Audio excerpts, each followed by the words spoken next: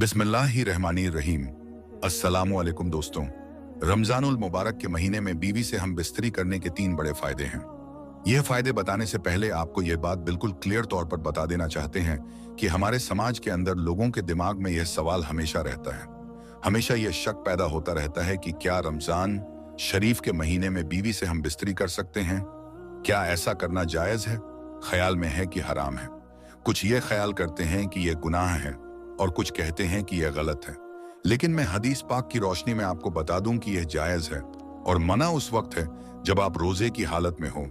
अल्लाह के प्यारे नबी हजरत मोहम्मद सल्लल्लाहु ताला अलैहि वसल्लम ने फरमाया कि रोजे की हालत में अपनी बीवियों से हम बिस्तरी ना करो। अगर किया तो रोजा टूट जाएगा और उसे सख्त गुनाह भी होगा और उसका कफारा भी अदा करना होगा।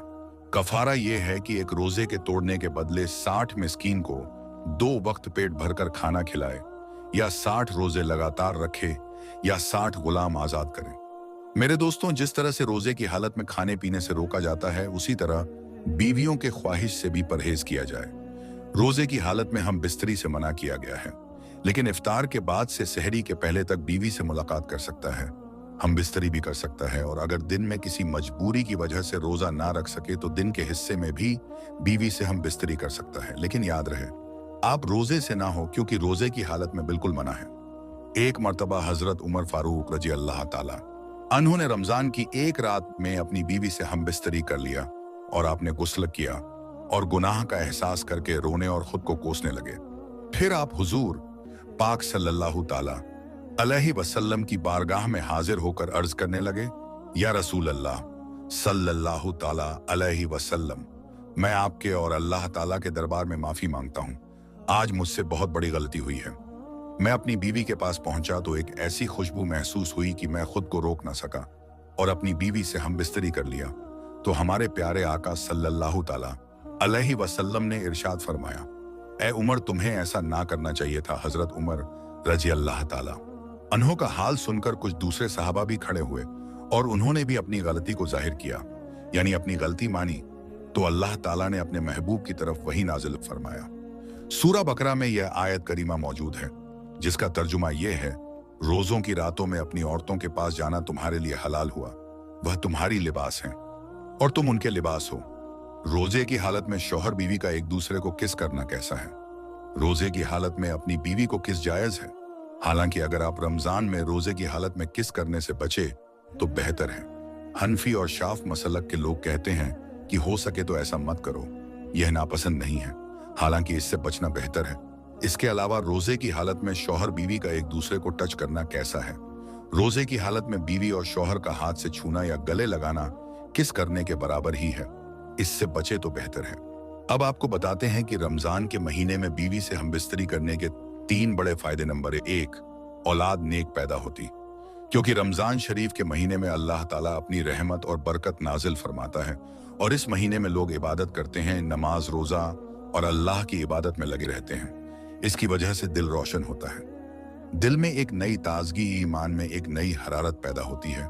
इसकी वजह से मर्द और औरत के मनी, यानी जिस मनी से अल्लाह ताला एक इंसान को पैदा करता है, तो उस मनी में भी निखार पैदा कर देता है। देखिए, अल्लाह वाले और अल्लाह के वली जिनकी औलाद भी नेक हुआ करती है, तो इसकी वजह सिर्फ और सिर्फ यह रहती है कि यह इबादत करते हैं, जिसकी वजह से उनका दिल तो रोशन होता ही है, ईमान उनका एकदम नूरानी होता है। इसके अलावा अल्लाह ताला उनके मनी को भी निखार देता है, जिसके जरिए होने वाली औलाद नेक पैदा होती है। उस बच्चे के अंदर अच्छे असरात पैदा होते हैं, जिसके जरिए औलाद नेक पैदा होती है। तो इबादत के जरिए से उस खास पानी में यानी मनी में निखार पैदा होता है, इसलिए औलाद नेक पैदा होने की काफी हद तक यकीन रहता है। नंबर 2 यानी दूसरा बड़ा फायदा, रमजान शरीफ के महीने में हम बिस्तरी करने से यानी कि जीना करने से शैतान के मकरो फरेब से मियाँ बीवी महफूज रहते हैं। अब इसका खुलासा यह है कि रमजानुल मुबारक के अलावा और दिनों में शैतान बीवी के कमरे में दाखिल हो जाता है, जहां मियाँ बीवी अपनी ख्वाहिश को पूरा कर रहे होते हैं। वहां वह दाखिल हो जाता है और अपना गंदा असर बीवी के पेट में दाखिल कर देता है और अपनी शरारत करता है, जिसकी वजह से शैतानी शरारतों वाली औलाद पैदा होती है। अब आप सोच रहे होंगे कि ऐसा कैसे हो सकता है, तो हम आपको बता दें, अल्लाह के महबूब और हम सबके प्यारे आका हजरत मोहम्मद मुस्तफ़ा सल्लल्लाहु ताला अलैहि वसल्लम ने इरशाद फरमाया कि शैतान तुम्हारा खुला दुश्मन है, जब बच्चा पैदा होता है तब शैतान आ जाता है बच्चे को परेशान करने के लिए और उसके साथ शरारत करता है। बच्चा काफी परेशान रहता है, तो इसलिए बच्चे की पैदाइश पर अजान पढ़नी चाहिए ताकि बच्चे को राहत मिले और शैतान भाग जाए। अल्लाह के नबी हजरत मोहम्मद सल्लल्लाहु ताला अलैहि वसल्लम ने इरशाद फरमाया कि अजान पढ़ने से शैतान काफी हद तक काफी मील दूर भाग जाता है, इसलिए अजान पढ़ने में देरी ना की जाए, बल्कि बच्चे की जैसे ही पैदाइश हो तो उसी वक्त अजान पढ़ दिया करें।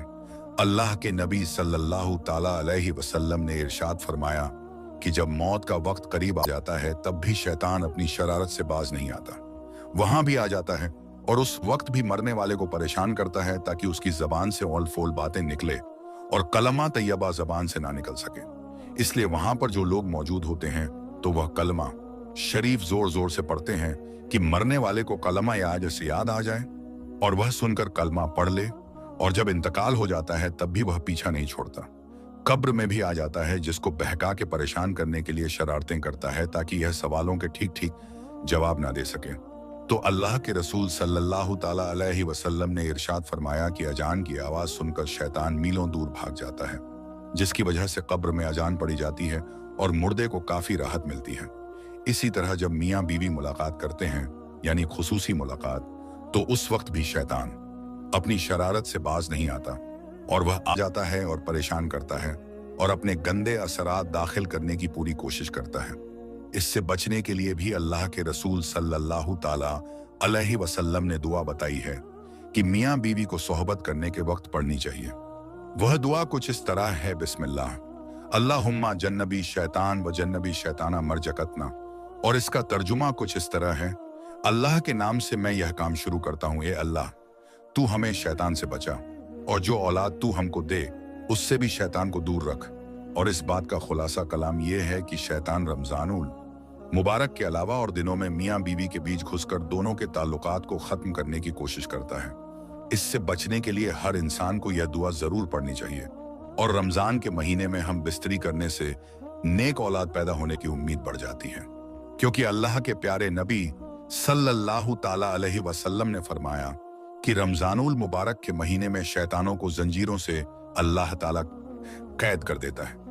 नंबर 3 यह है कि रमजान मुबारक के महीने में हम बिस्तरी करने से 70 गुना ज्यादा सवाब मिलता है, क्योंकि अल्लाह के नबी सल्लल्लाहु ताला अलैहि वसल्लम ने इरशाद फरमाया कि रमजान के महीने में जब कोई नेकी की जाए या बुराई की जाए, दोनों का बदला 70 गुना बढ़ा दिया जाता है और हम बिस्तरी करना सवाब है। यानी कि अल्लाह के नबी सल्लल्लाहु ताला अलैहि वसल्लम ने इरशाद फरमाया कि सवाब दिया जाता है। एक बार सहाबा कराम ने अर्ज किया कि या रसूल अल्लाह सल्लल्लाहु ताला अलैहि वसल्लम मियाँ बीवी मुलाकात करते हैं तो क्या उनको भी सवाब मिलता है? तो आप सल्लल्लाहु ताला अलैहि वसल्लम ने फरमाया, जी हाँ, अगर वह जिना करते तो क्या उनको अजाब नहीं दिया जाता? और वैसे भी वह बीवी के हाँ हक अदा कर रहे हैं, इसीलिए अपनी बीवी से हम बिस्तरी करने से अल्लाह ताला सवाब देता है।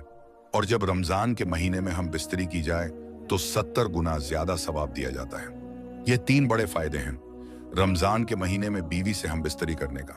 लेकिन याद रहे कि रोजे की हालत में ना हो, वरना सख्त से सख्त गुनाह होगा और जिससे रोजा भी टूट जाएगा और कफारा भी अदा करना होगा, जो हमने ऊपर बता दिया है।